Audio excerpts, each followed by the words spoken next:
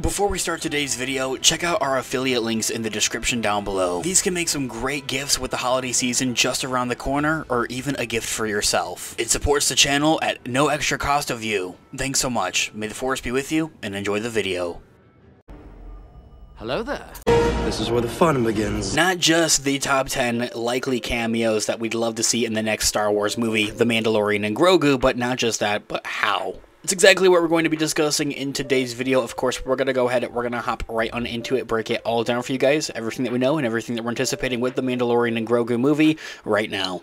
Before we do though, however, grab that subscribe button if you haven't already, as we're discussing and covering all types of Star Wars related news, leaks, rumors, theories, and breakdowns here on the channel. So if you guys are into any of that, go ahead and grab that subscribe button today. Okay, so in this video we are going to be taking a quick read from ScreenRant.com as an overall garnering source. I'll have their article linked in the description down below for you guys to check out there as well. Star Wars' next movie, The Mandalorian and Grogu movie, coming out in 2026, is sure to be more than a thrilling addition to the Star Wars franchise. And these 10 cameos could make the movie even more brilliant.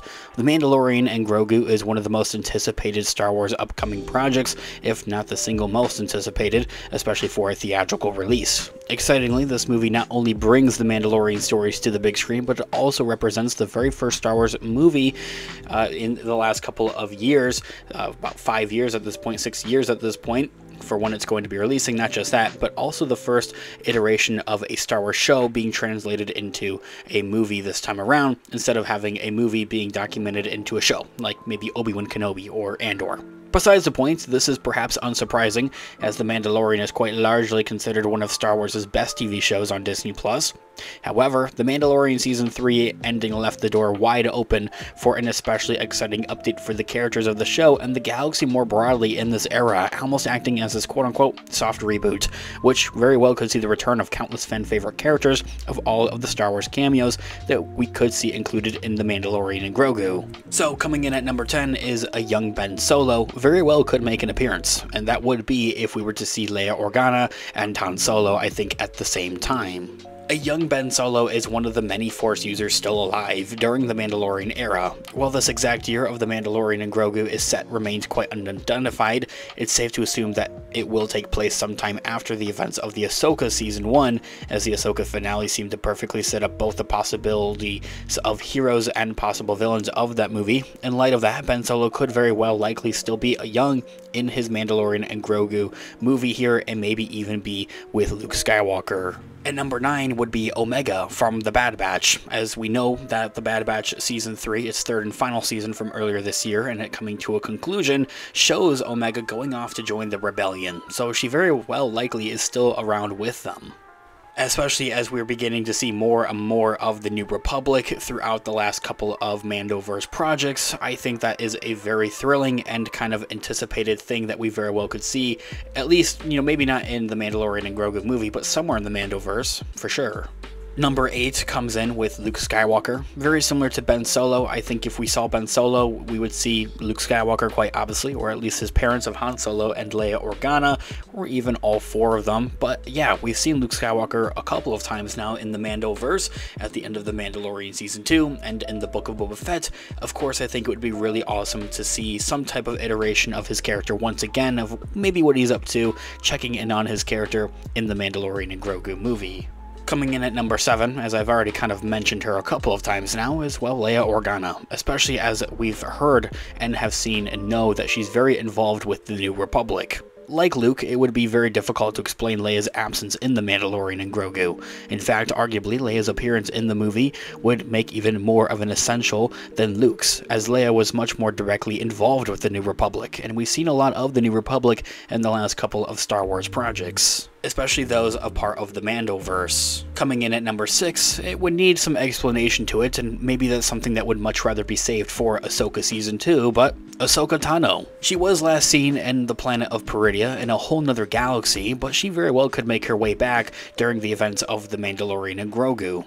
I think it may speed up the process of, you know, some filler episodes, if that's what you want to call it, for Ahsoka Season 2 by having her back around in the Mandalorian and Grogu movie and having it kind of quickly explained, but that in itself is something that is difficult to explain, and that's what the fans are going to want, is an explanation.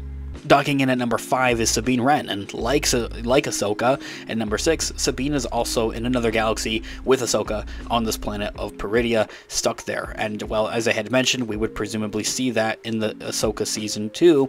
We very well could also see it for the Mandalorian and Grogu movie, to see things maybe fast-tracked. And even then, it doesn't have to actually be both Ahsoka and Sabine in the flesh. It could be iterations, references, and maybe them in a hologram of some nature.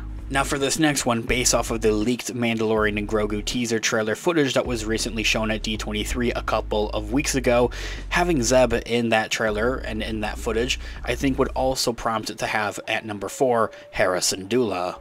Especially if we're going to be seeing more of the New Republic in the Mandoverse, especially as the Mandalorian Season 3 had kind of concluded with Mando coming to the New Republic and being like, hey, I'm guns for hire, whatever you guys need, whatever you guys want help with, I'm here for. I definitely think that we could see the two cross paths.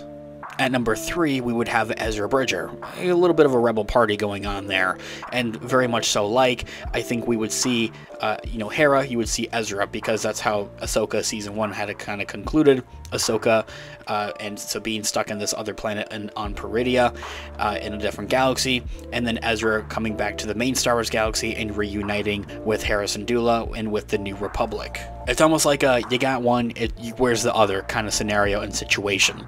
Coming in at number 2 is the legendary Grand Admiral Thrawn, especially based off of how Ahsoka Season 1's finale had also concluded, with all of these other characters either not or making their way back to the main Star Wars galaxy, would be Grand Admiral Thrawn, and he's going to get down and dirty and get to work here for causing havoc around the main Star Wars galaxy rather soon, and is easily going to be prompted as the next big bad and threat for the Mandalorian and Grogu movie.